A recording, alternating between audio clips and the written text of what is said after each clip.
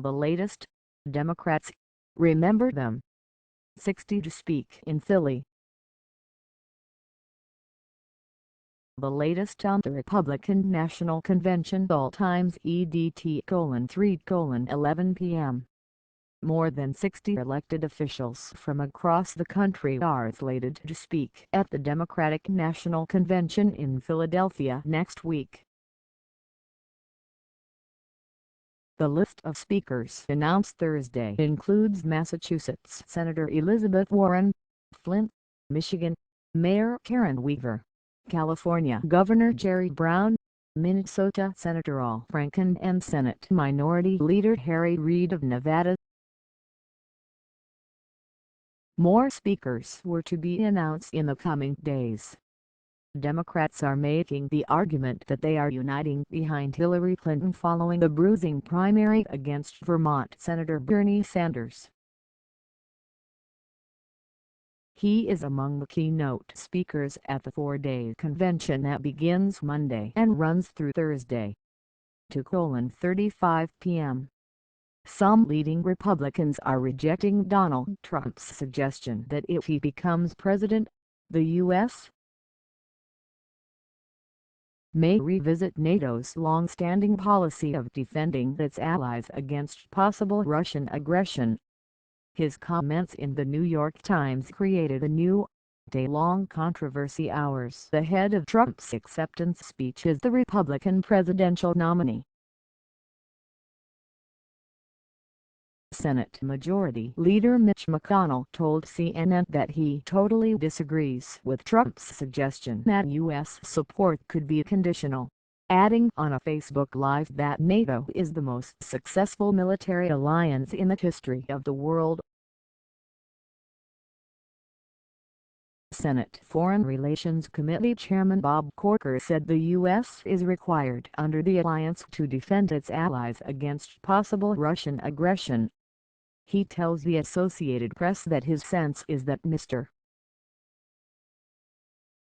Trump was trying to place emphasis on the importance of all countries honoring their commitments. McConnell said on Facebook that when it comes to Trump's NATO remarks, he was willing to chalk it up to a rookie mistake. 2:58 p.m. Susan Hutchison, chair of the Washington State Republican Party, bumped into Texas Senator Ted Cruz near an elevator shortly after he was booed off the stage Wednesday evening for his refusal to endorse Donald Trump. Hutchison said she identified herself to the Texas senator, and then launched the blistering criticism. "I said that I thought what he did was inexcusable and that he was a traitor to the party," Hutchison told KUOW Radio of Seattle. Hutchison said Cruz looked surprised, and that his wife Heidi told Hutchison she was wrong. "I said no. Your husband is wrong," Hutchison said. The Washington state delegation was dominated by Cruz supporters, even though Trump won the state's GOP primary. 2:27 p.m. There is a surprising supporting actor at the Republican National Convention: the teleprompter. In addition to the two standard teleprompters that flank the podium at Quicken Loans Arena in Cleveland, a larger screen is at the back of the hall is visible to many in the crowd. That screen contributed to the wild scene Wednesday night when Senator Ted Cruz was showered with boos when he ended his speech without endorsing GOP nominee Donald Trump. Some delegates on the floor realized they could see what Cruz was about to say by turning to face the screen.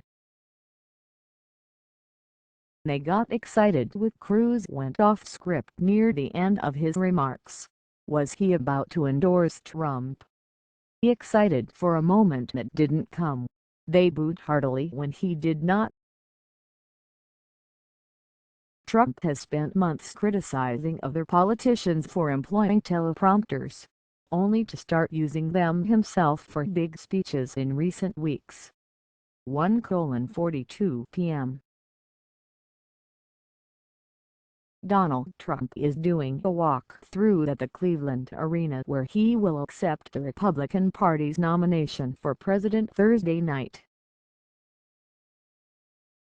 Trump walked on stage at the Quicken Loans Arena and stood at the microphone for several minutes, pointing to various spots in the building. The Republican presidential nominee briefly spoke, joking that he loved the media before then paying tribute to the host city and the Cleveland police. He was joined by his daughter, Ivanka, who will introduce him as part of the convention's grand finale. Trump flashed a thumbs up at photographers snapping away at his appearance. The lighting in the arena changed to bathe the stage in gold, likely previewing its appearance when Trump speaks. 12:08 a.m. Ted Cruz and Mike Pence are winning the race for most Googled searches. Google says that searches for the Texas senator spiked by 1,100%, while searches for the vice presidential candidate jumped 450% since the two men addressed the convention in Cleveland late Wednesday. The most searched question for Cruz was, why were people booing Ted Cruz? After Cruz was booed off stage when he wrapped up his speech without endorsing Donald Trump for the president. Other searches for the Texas senator included booing and Cruz's final message to voters, "Vote your conscience." Other trending searches from the third day of the convention included, which Trump kid is most in charge? And did Rubio endorse Trump? The reference to Trump's former rival, Senator Marco Rubio, who delivered a video message but did not appear in person. Rubio endorsed Trump in May. 12:06 p.m. Cory Booker wouldn't say whether he wanted to be Hillary Clinton's running mate. As a former football player, he said, "I'm happy to do what the coach wants me to do." But the New Jersey senator on Thursday sure sounded like he was auditioning to debate Donald Trump's running mate, Mike Pence. Speaking, Booker said that Clinton is a religious person, but, he said, "You won't hear her preaching her religion. You'll see her living it," Booker said. Pence talks often about his religion. Booker spoke at a Democratic press conference in Cleveland held to criticize the angry tone of the Republican convention. 11:56 a.m. Donald Trump's son is accusing Ted Cruz of total disloyalty for refusing to endorse his father's presidential bid. Donald Trump Jr. told CNN Thursday that he thinks Cruz has an eye on running for president in 2020 if Hillary Clinton wins the White House this year. The Texas senator on Thursday said he refused to back Donald Trump like a servile puppy dog after Trump insulted Cruz's wife and father during the GOP primary race. Trump's son pointed out that Cruz was going back on a pledge to support the eventual GOP nominee. He said, "My father came out on top. Ted gave his word and he broke it." Trump Jr. said his father wanted to be respectful in letting Cruz address the convention even though the elder Trump was aware Cruz would not endorse him. 11:09 a.m. Forget what you may be hearing about booing and Ted Cruz's non-endorsement of Donald Trump at the Republican National Convention. Trump tweets that inside the hall in Cleveland, the party is very united. "Great love in the arena!" Cruz was booed off stage Wednesday night after a speech in which he refused to endorse Trump for president. The discord continued Thursday when Cruz told the Texas delegation that he would not endorse Trump, in part because the billionaire had insulted his father and wife during the raucous GOP primary. In his tweet, Trump attributed any opposition to a small group of people who have suffered massive and embarrassing losses. It was the latest display of opposition to Trump's candidacy at a convention that has featured many of them. Many prominent GOP officials have skipped the event altogether. 10:39 a.m. Senator Lindsey Graham says Donald Trump's suggestion that the U.S. might not defend some NATO allies if Russia were to attack make the world more dangerous and Russian President Vladimir Putin a very happy man. Graham, an outspoken Trump critic, said in a statement Thursday that the Republican presidential nominee is suggesting to the Russians and other bad actors that the United States is not fully committed to supporting the NATO alliance. Trump told the New York Times late Wednesday that he would decide whether to protect the Baltic republics against Russian aggression based on whether those countries have fulfilled their obligations to us. Trump is scheduled to deliver a speech Thursday formally accepting the Republican nomination for president. 0:20 a.m. Former House Speaker John Boehner says, "Lucifer is back."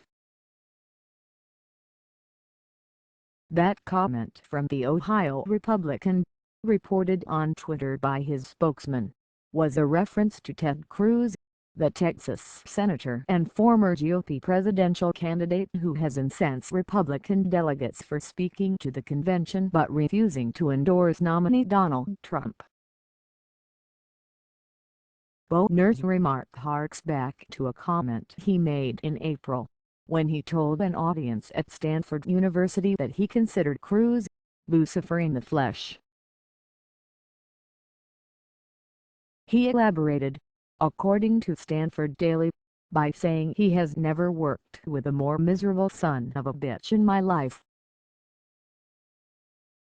GOP delegates booed Cruz off stage Wednesday night when it became clear his speech to the convention would not include an endorsement of Trump. Cruz on Thursday cast his decision as deeply personal, saying he refuses to fall in line, like a servile puppy dog. 10:19 a.m. Donald Trump is hitting back at Senator